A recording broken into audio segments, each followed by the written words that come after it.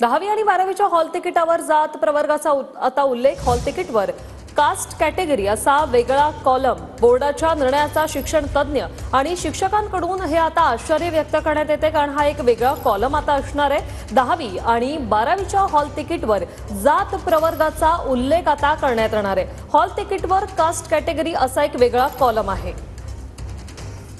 10वी 12वीच्या कार्डवर already living सर्टिफिकेटवर तर आपले कास्ट त्या ठिकाणी राहायची. तर मला वाटतं की जे लिव्हिंग सर्टिफिकेटवर आहे त्यानुसार ते पुढे जात असतं. इयत्ता 10वी आणि 12वी हे शैक्षणिक आयुष्यातील अत्यंत महत्त्वाचे टप्पे किंबहुना मैलाचे दगड आहेत.